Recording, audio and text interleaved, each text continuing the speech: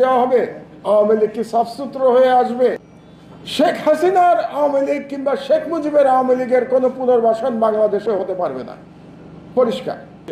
বড় দল হিসেবে বিএনপির প্রতি আপনারা নেতৃত্ব নেন, লিডারশিপ নেন, আপনারা আহ্বান করুন এই তরুণ ছেলেদের। আওয়ামী লীগ এখন পর্যন্ত 3 বার মৃত্যুবরণ করেছে, আওয়ামী লীগ 3 বার দাফন দেওয়া হয়েছে আওয়ামী লীগকে। এই বিষয়টা আমরা ভুলে যাই।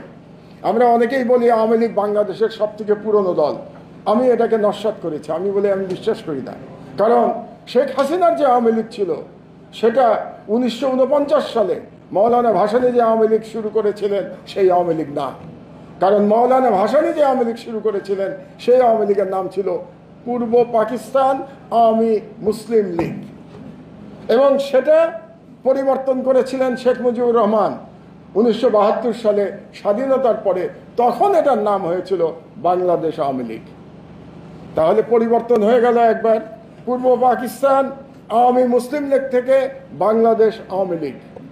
তারপর শেখ মুজিবুর রহমান সেই আওয়ামী লীগকে হত্যা করেছেন 1975 সালে 25শে জানুয়ারি বাকশাল প্রতিষ্ঠার মাধ্যমে। সুতরাং আওয়ামী লীগকে প্রথম দাফন করেছিলেন শেখ মুজিবুর রহমান 1975 সালে। আওয়ামী লীগের দ্বিতীয়বার দাফন হয়েছিল 1975 সালে 15ই আগস্ট। বাকশাল পতনের মধ্য দিয়ে আওয়ামী লীগের দ্বিতীয় দাফন হয়েছিল। আওয়ামী লীগের তৃতীয় দাফন হয়েছে 5ই আগস্ট 2024 সালে মহান জুলাই বিপ্লবের মধ্য দিয়ে। সুতরাং আওয়ামী লীগ এখন আর জীবিত নাই। কাজেই আওয়ামী লীগের পুনর্বাসন শব্দটাই ঠিক না, এটা সঠিক শব্দ না। আওয়ামী লীগ তো মৃত, আওয়ামী লীগের আবার পুনর্জন্ম নিতে হবে। আওয়ামী লীগকে যদি আসতে হয় তাকে পুনর্জন্ম নিয়ে আসতে হবে। আওয়ামী লীগ কি নিষিদ্ধ হবে? আওয়ামী লীগকে আবার নির্বাচন করতে দেওয়া হবে? আওয়ামী লীগ কি সাফসুত্র হয়ে আসবে? গতকাল আমি একটা ইন্টারভিউ শুনলাম, ইন্টারভিউটা শুনে আমার খুব ভালো লেগেছে।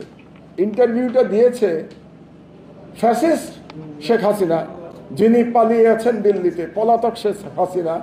তার যিনি সর্বশেষ তথ্যমন্ত্রী ছিলেন বোধহয়, আরাফাত, তার একটা ইন্টারভিউ শুনলাম আমি ডয়চে ভেলেতে।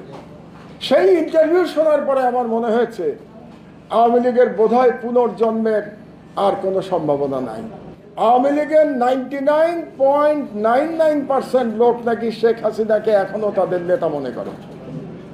তো যদি একটা দলের 99.99% লোক একজন খুনি, হত্যাকারী, স্যাডিস্ট, মিথ্যাবাদী, লুটেরা মহিলাকে তাদের নেতা মনে করে, তাহলে বলতে হবে এই দলটার জিনে কোনো প্রবলেম আছে।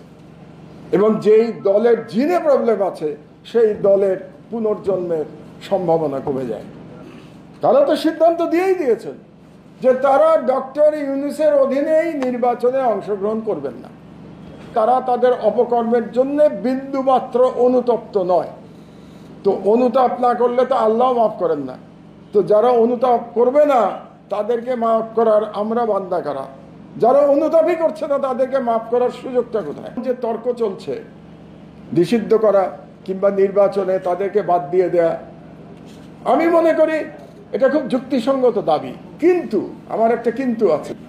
কিন্তুটা হচ্ছে যে এই দাবি তুলছে কেবলমাত্র পরিষ্কারভাবে ছাত্রদের দল এনসিপি, আওয়ামী লীগ এবং আওয়ামী লীগ নিষিদ্ধের দাবি তারা তুলছে পরিষ্কারভাবে।